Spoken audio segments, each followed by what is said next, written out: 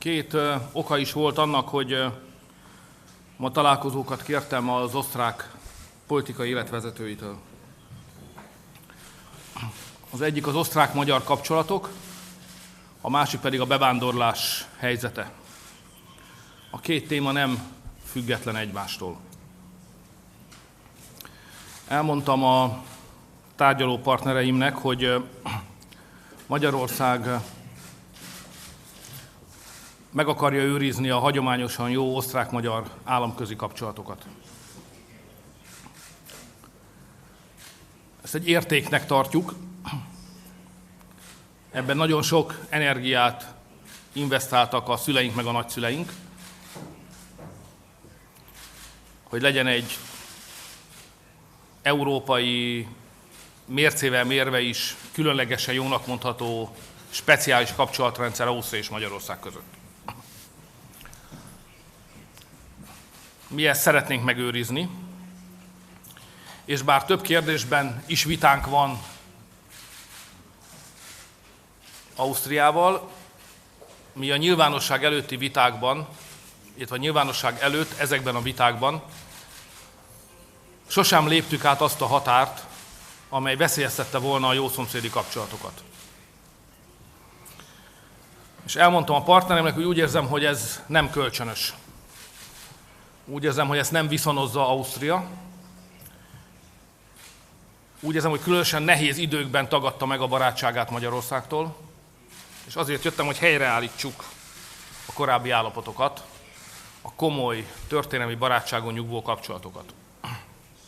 Úgy érezzük, hogy Magyarország magára maradt, amikor meg kell küzdeni egy olyan problémával, amely persze elsősorban a miénk, hiszen a mi határainknál jelentkezik,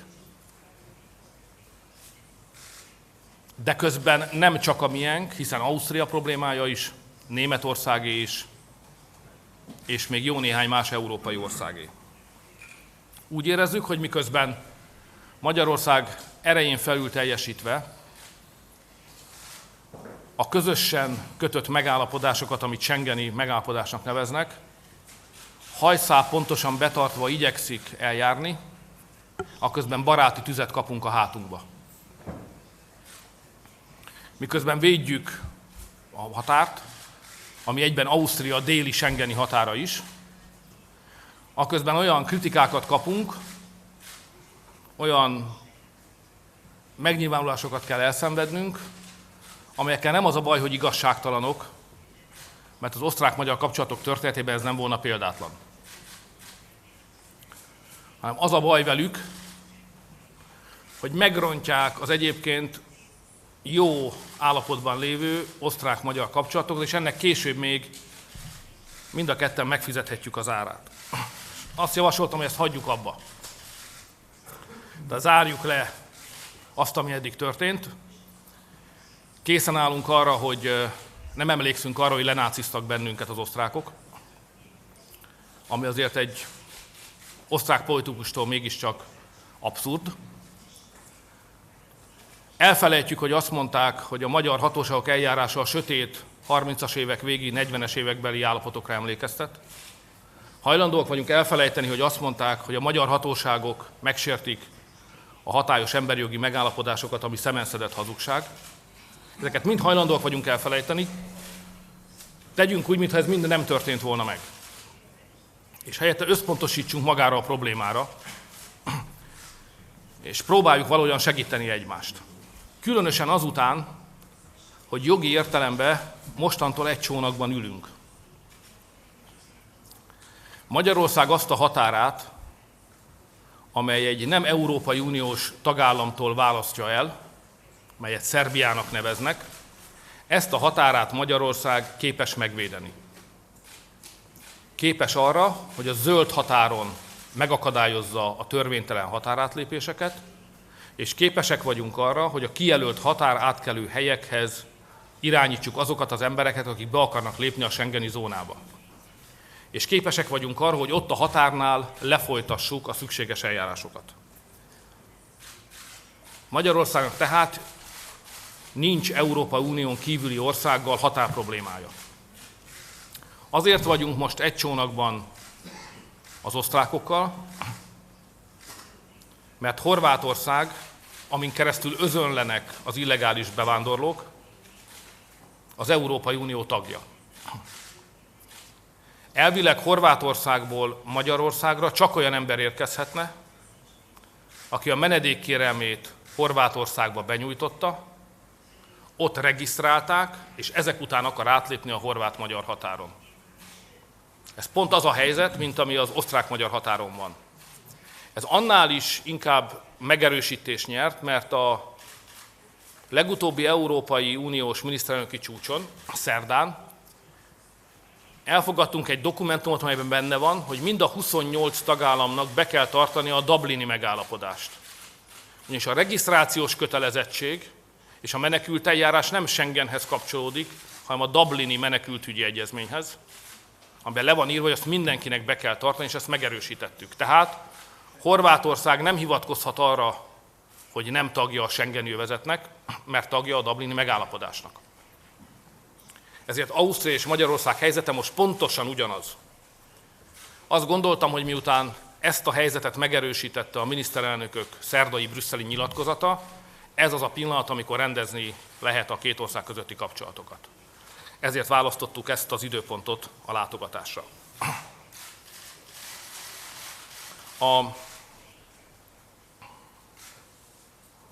A kérdés, amit föltettem a partnereinknek, akiktől egyébként jó szándékot tapasztaltam, tehát a megbeszélések azok konstruktívak voltak, és a jó szándék légköre uralta őket.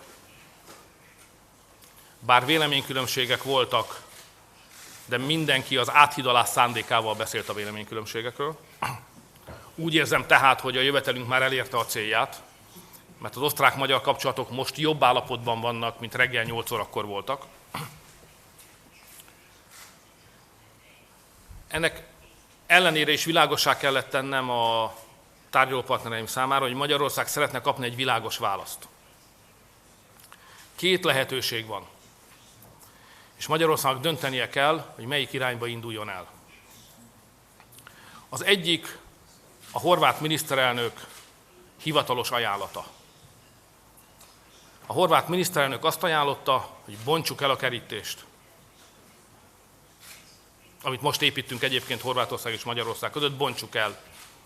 A zárójelbe szerint a szerbiait is el kéne, de ez most talán nem tartozik ide. Bontsuk el a kerítést, és közösen, horvátok és magyarok, szervezünk egy korridort Ausztria irányába, amin keresztül a bevándorlók emberséges körülmények között eljuthatnak oda, ahova menni akarnak. Mert nem Horvátországba és nem Magyarországba akarnak menni, hanem Ausztriába, de leginkább Németországba. Ne akadályozzuk őket ebben, szervezzünk egy korridort, hogy át tudjanak haladni. Ez a horvát javaslat ellentétes minden fönnálló európai jogszabállyal.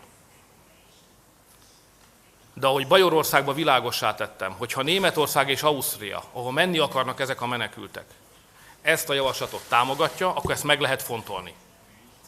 És jogilag kivitelezhetővé lehet tenni. Az osztrák kancellár világossá tette, hogy ő ezt nem fogadja el. Azt mondta, és ennek szellemében ad majd ki egy nyilatkozatot, hogy szerinte a törvényeket, a fönnálló nemzetközi megállapodásokat be kell tartani. Ezt én megértettem és tudomásul vettem. Azt kértem tőle, hogy akkor egyértelműen támogassa Magyarország határőrizet érdekében tett erőfeszítéseit.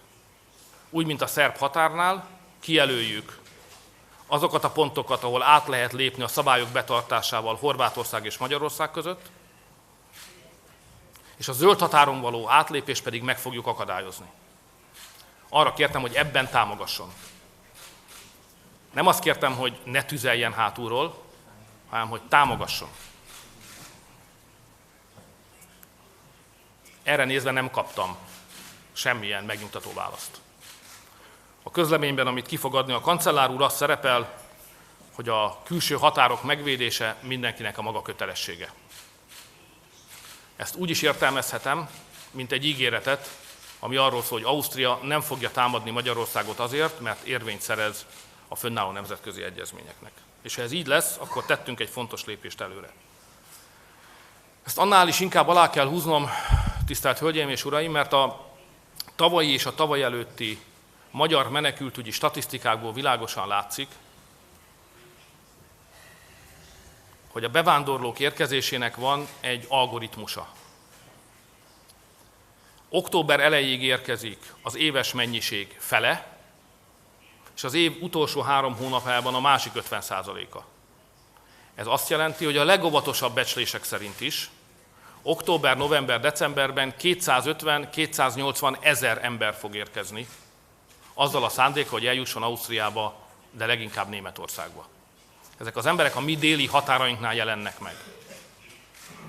A szerb határőrizeti rendszer bevezetése beváltotta a hozzáfűzött reményeket. Ma Szerbián keresztül, ahol korábban illegálisan a zöld határon keresztül 9000 ember érkezett, 9000 naponta, ma mintegy 100 ember érkezik, betartva a törvényeket a határátkelő helyeken, ahol lefolytatjuk a nemzetközi szabályokban rögzített eljárásokat. És van egy másik 100-150 ember minden nap, aki megpróbál illegálisan bejutni, a kerítés ellenére is Magyarországon. Ez bűncselekmény, ezeket az embereket őrizetbe vesszük, és lefolytatjuk a büntető eljárásokat. Tehát a szerb-magyar határon emelt védelmi rendszer, az beváltotta a hozzáfűzött reményeket. Most az a feladat, hogy ugyanez a rendszer működjön Horvátország és Magyarország között. Én azért mentem el a bajorokhoz is, azért tárgyaltam Bajorország miniszterelnökével, azért jöttem most el Ausztriába, és ezért tárgyaltam a csúcs alatt Horvátország miniszterelnökével, hogy ezt a kérdést tisztázzuk.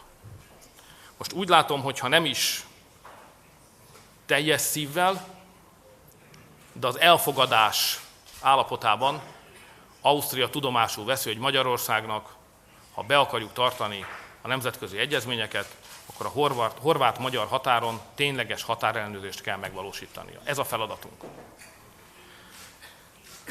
Megpróbálunk erről dűlőre jutni a horvátokkal is, akik nem ezt, hanem egy koridorpolitikát javasolnak. Ezekhez a tárgyalásokhoz csak csekély reményeket fűzhetünk. Lesz egy menekültügyi megbeszélés jövő héten New Yorkban, amit az ENSZ főtitkára hívott össze, ahol engem is elhívott, el is fogok menni, és ott megpróbáljuk még a legmagasabb, tehát az európai fölötti szinten is tisztázni ezt a helyzetet. És hogyha mindenhol megértették, hogy mi a magyar szándék, és mindenki föl tudott készülni arra, hogy a szerb-magyar határ állapotai következnek be a horvát-magyar határon is, akkor érvényesíteni fogjuk azokat a szabályokat, amelyek garantálják a horvát-magyar határon való átkelés európai jognak megfelelő formáit. Itt tartunk most. Szeretném még önöket arról is tájékoztatni, hogy az Európai Unió tanácsának elnöke, Tusk elnök úr, a szerdán tartott csúcson alarmírozni próbálta egész Európát. A csúcs előtt járt a válság sújtotta övezetekben és a menekülttáborokban. És elmondta, később nyilvánosan is, tehát nem árulok el önöknek ezzel újdonságot, hogy több 10 millió ember készülődik, hogy Európába jöjjön. Amivel tehát most szembe kell néznünk, az nem egyszerűen egy menekült kérdés, még csak nem is egy bevándorlási probléma, hanem egy modernkori népvándorlás, amelynek az utánpótlása jelen pillanatban kimeríthetetlennek tűnik. És akkor még nem beszéltünk arról a magyar statisztikákban már megjelenő tendenciáról, hogy a szubszaharai régióból is megjelentek az első Európába igyekvő bevándorlók.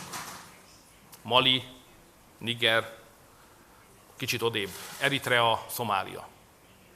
És ott óriási embertömegek vannak, amelyekkel kapcsolatban föltételezhetjük, hogy ha az Európai Unió folytatja azt, amit eddig tett, akkor el is fognak indulni.